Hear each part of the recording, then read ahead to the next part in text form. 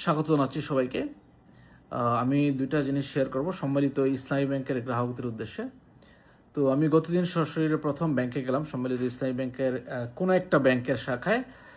তো যাওয়ার পরে যে জিনিসটা বুঝলাম যে এখন আর ব্যাংকগুলো আগের মতো নেই। আগে যখন ম্যানেজারের কাছে গেলে ম্যানেজার সবগুলো বিষয় দেখতো, কাস্টমারের সুবিধা অসুবিধা দেখতো, সেটা এখন আর তারা দেখে না। তো এখন তারা একটা সরকারি ভাব তাদের মধ্যে চলে আসছে এবং মোটামুটি বসেই তারা মাস শেষে বেতন পাচ্ছে। এটা খুবই খারাপ দিক। আর আরেকটা জিনিস যেটা আমি জানতাম না বা যেটা মোটামুটি নিয়ে অনেক আলোচনা সমালোচনা ছিল, যে সবাইকে 2 লাখ করে টাকা দেওয়া হচ্ছে না। তো সেই জিনিসটা আমি পরিষ্কার হলাম যে যাদের অ্যাকাউন্ট থেকে এখনো টাকা ওঠান নাই তারা কিন্তু 2 লাখ টাকা তুলতে পারবেন। আর আরেকটা ভালো খবর হলো যে এখন যদি কেউ তাদের অ্যাকাউন্টে টাকা জমা দেয় সেই টাকাটা তারা সাথে সাথেই তুলতে পারবে।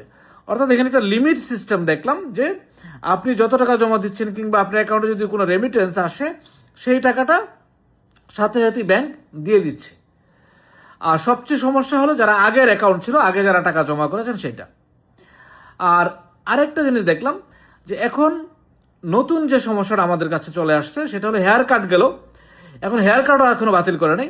উপরন্তু এখন যাদের এফডিআর আছে, যেমন আমাকে যেটা বললো, আগামীতে ধরেন 3 মাস পর পর অনেকের এফডিআর হয়তো রিনিউ হয়।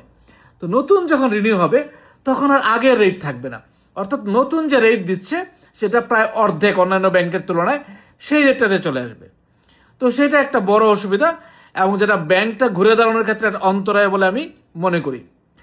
আরেকটা সবচেয়ে বড় অন্তরায় যেটা সরকার ইচ্ছা করলেই আমার কাছে মনে হয়েছে যে এই ব্যাংকগুলোকে ঘুরে দাঁড়ানোর ব্যবস্থা করতে পারত। সরকারের অনেক সুযোগ সুবিধা আছে যেগুলো এই ইসলামী ব্যাংকে বা সম্মিলিত ইসলামী ব্যাংকে দিতে পারত, সেটা কিন্তু সরকার করছে না এখনো।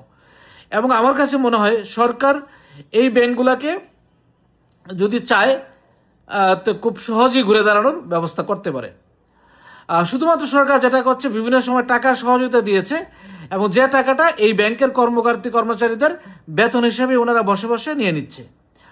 সবচেয়ে বড় বিষয় হলো একই বিল্ডিংয়ে 2-3টা ব্যাংকের ব্রাঞ্চ আছে যেটার কোনো দরকার নেই।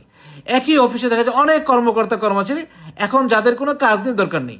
সেই জিনিসটা দ্রুত ব্যবস্থা নেওয়া সরকারের উচিত এবং খরচ কমানো দরকার। আমাদের অর্থমন্ত্রী কিন্তু বলেছেন যে ব্যাংকগুলো দিন দিন লোকসানের দিকে যাচ্ছে। কেন? মানে খরচ কমানোর কোনো উদ্যোগ নেই। এবং আমি মনে করি সেটা যত দ্রুত করবে তত ইসলামী ব্যাংক মানে সম্মিলিত ইসলামী ব্যাংক তত দ্রুত ঘুরে দাঁড়াবে এবং যত তাড়াতাড়ি সম্ভব এই গ্রাহকদের টাকা দেওয়ার উদ্যোগ গ্রহণ করা এবং যারা এই টাকাটা মেরে দিয়েছে কিংবা ঋণ নিয়েছে এবং এর সাথে যারা জড়িত, যেমন আমি খোঁজ দিয়ে দেখেছি যে এই ব্যাংকের বিভিন্ন মানুষ জড়িত ছিল, এদেরকে আইনের আওতায় আনা হোক এবং শাস্তির ব্যবস্থা করা হোক।